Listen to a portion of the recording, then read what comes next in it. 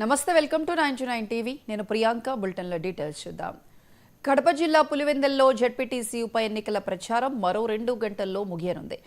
ఇక సాయంత్రం 5 గంటల తర్వాత పులివెందుల్లో మైకులు మూగబోనున్నాయి. ఆగస్టు 12న పోలింగ్కు అధికారులు అన్ని రకాల ఏర్పాట్లు చేశారు.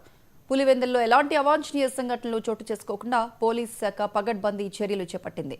అలాగే పులివెందుల్లో పురపాలక సంఘంలో కలిసిపోయిన గ్రామాలు మినహా మిగిలిన 5 ఎంపీటీసీ స్థానాల పరిధిలో బై ఎలక్షన్స్ నిర్వహిస్తున్నారు. ఇక ఒంటిమిట్టలో 9 ఎంపీటీసీ స్థానాల పరిధిలోని 24,606 మంది తమ ఓటు హక్కును వినియోగించుకోనున్నారు. బ్యాలెట్ విధానంలో జరిగే ఈ పోలింగ్పై పీఓలకు కడపలోని కలెక్టర్ కార్యాలయంలో శిక్షణ ఇచ్చారు. బ్యాలెట్ బాక్సులు, పత్రాల వినియోగం, పోలింగ్ నిర్వహణపై సిబ్బందికి అవగాహన కల్పించారు.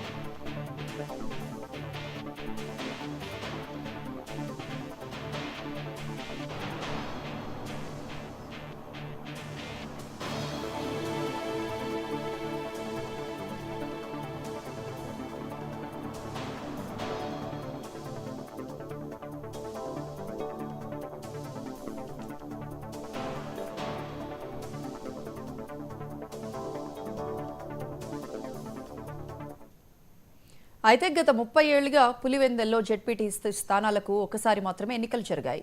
వైఎస్ రాజశేఖర రెడ్డి ఆధ్వర్యంలో ఇక్కడ 1995, 2006తో పాటు 2013, 2021లో ఏకగ్రీవ ఎన్నికలు కొనసాగాయి. ఇక తాజాగా జరుగుతున్న ఉప ఎన్నికలతో 30 ఏళ్ల ఏకగ్రీవాలకు బ్రేక్ పడినట్లే అని చెప్పాలి.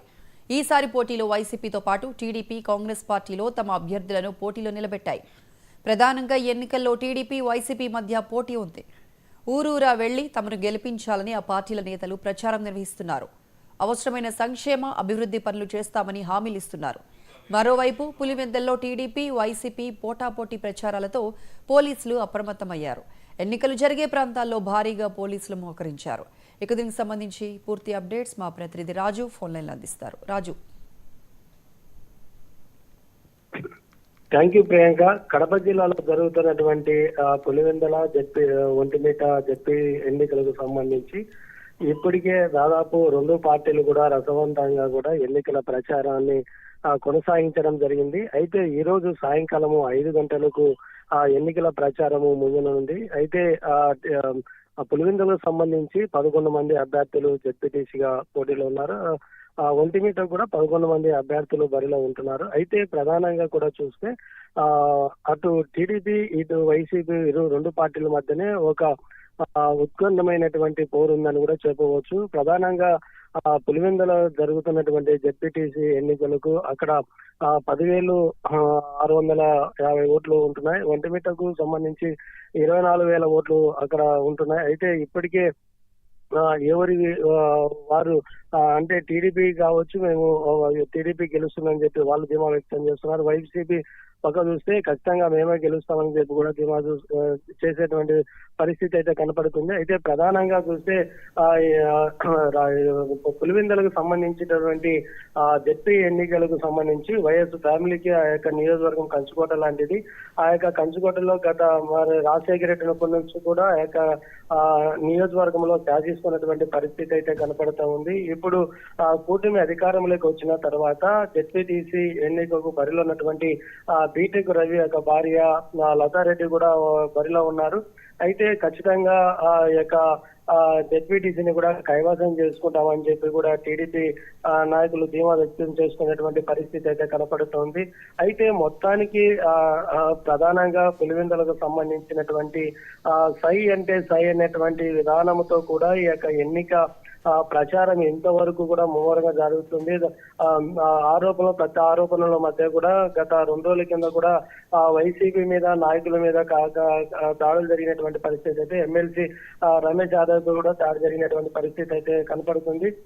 అయితే ప్రధానంగా కూడా చూస్తే ఇప్పటికే టీడీపీ ఉన్నటువంటి వారందరూ కూడా రాష్ట్రంలో ఉన్నటువంటి మంత్రులు, జిల్లా ఇన్ఛార్జ్ గా మినిస్టర్ ఉన్నటువంటి సవిత పార్థసారథి కూడా టీడీపీ తరఫున పోటీ చేయడం జరిగింది. జమ్మముడు ఎమ్మెల్యే ఆదినారాయణ రెడ్డి, సీఎం సురేష్ నాయుడు, అదే విధంగా రామ్ గోపాల్ రెడ్డి, జిల్లా అధ్యక్షుడు శ్రీనివాస్ రెడ్డి నేతృత్వంలో కూడా జిల్లాలో ఉన్నటువంటి నాయకులందరూ కూడా టీడీపీ తరఫున ప్రచారము కొనసాగించడం జరిగింది. అయితే వైసీపీ తరఫున కూడా ఉన్నటువంటి పక్క జిల్లాలో ఉన్నటువంటి మాజీ ఎమ్మెల్యేలు, ఎంపీలు కూడా వైఎస్ఆర్ కాంగ్రెస్ పార్టీ తరఫున కూడా ప్రచారం చేయడం జరిగింది. అయితే ఇప్పటికే రెండు మండలాలకు సంబంధించి జరుగుతున్నటువంటి ఎన్నికల్లో పోలీసు భద్రతా చర్యలు భాగంగా కూడా కడప ఎస్పీ ఈజీ అశోక్ కుమార్ ఎప్పటికప్పుడు కూడా గట్టి భద్రావస్తు కూడా ఏర్పాటు చేయడం జరిగింది. అయితే ప్రధానంగా ఈ యొక్క మండలాలకు సంబంధించి రెండు మండలాలకు దాదాపు 1200 మందిని కూడా పోలీసులను కూడా ఏర్పాటు చేయడం జరిగింది.